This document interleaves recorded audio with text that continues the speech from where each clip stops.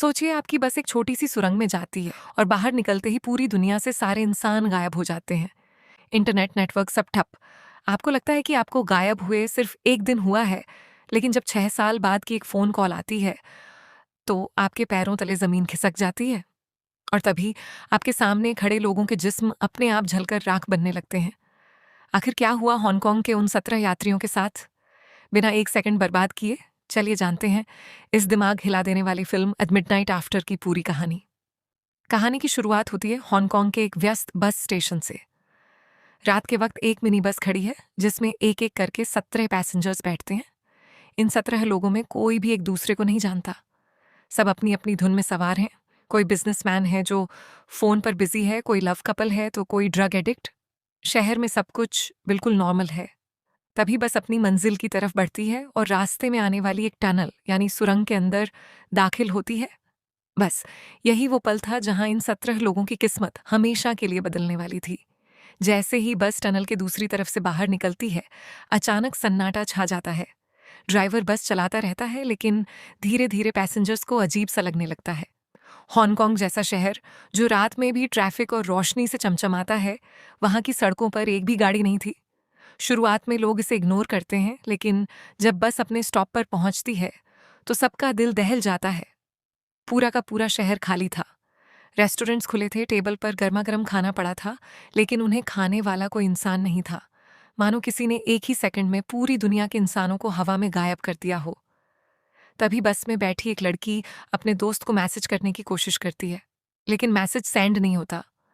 Businessman की जरूरी call cut जाती है। वो लोग आपस में बात करते हैं कि आखिर हुआ क्या। तब उन्हें याद आता है कि टनल के अंदर ठीक एक ही सेकंड के लिए उन सब की आंखें एक साथ झपकी थीं, जैसे किसी ने उन पर सम्मोहन हिप्नोटिज्म कर दिया हो। बिजनेसमैन कहता है कि शायद हम सब मर चुके हैं और भूत बन गए हैं, जबकि एक दूसरी औरत कहती है कि नहीं, हम जिंदा हैं लेकिन किसी दूसरी डायमेंशन या टाइमलाइन में आ चुके हैं। डर के मारे कुछ पैसेंजर्स बस से उतरकर अपने अपने घरों की तरफ भागते हैं।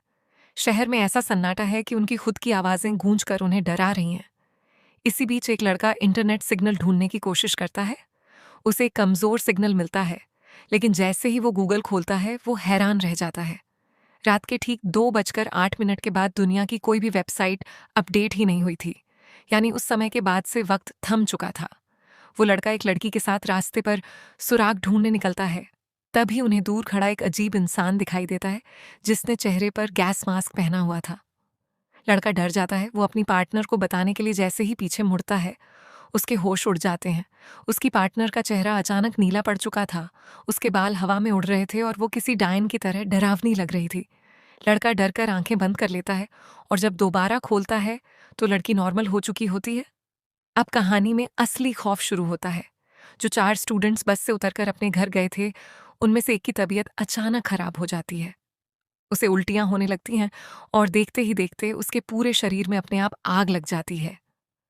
उसके दोस्त कुछ समझ पाते उससे पहले ही वो लड़का उनकी आंखों के सामने जलकर राख का ढेर बन जाता है।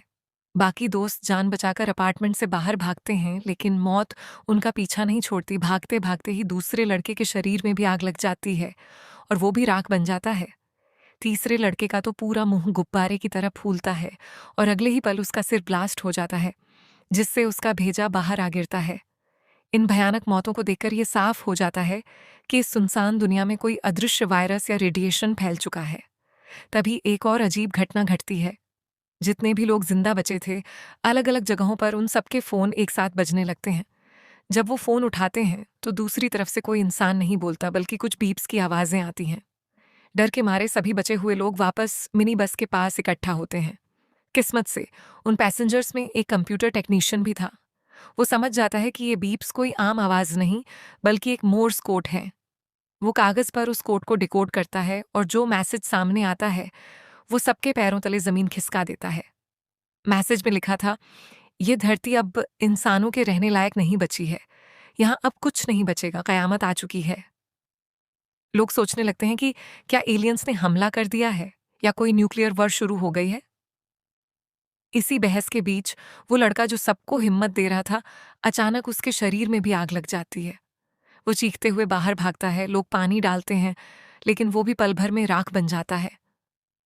अब सबका हौसला टूट चुका था।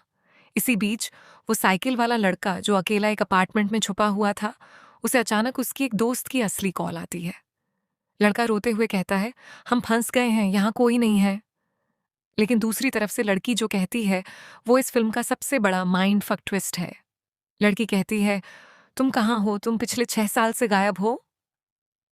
लड़के के दिमाग के परखच्चे उठ जाते हैं। वो समझ जाता है कि इस पैरेलल यूनिवर्स, दूसरी डायमेंशन का टाइम बहुत अलग है। यहाँ सिर्फ एक दिन बीता है, लेकिन असली दुनिया में 6 साल हो चुके हैं। और जिन लोगों की बॉडी अपने आप ब्लास्ट हो रही थी या जल रही थी, असल में 6 साल बाद असली दुनिया में उनकी मौत का समय आ चुका था। इसलिए इस डायमेंशन में उनका शरीर नष्ट हो रहा था।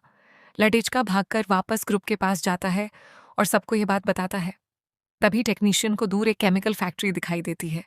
सबको लगता है कि शायद उस फैक्ट्री में कोई भयानक ब्लास्ट हुआ था, जिसने स्पेस और टाइम को मोड़ दिया और वे यहाँ फंस गए। लेकिन बस का पेट्रोल खत्म था। ड्राइवर अपनी जान दांव पर लगाकर पेट्रोल लाता है, जहां उसकी लड़ाई एक छुपे हुए ड्रग एडिक्ट से होती है, जिसे वो कुल्हाड़ी से मार देता है।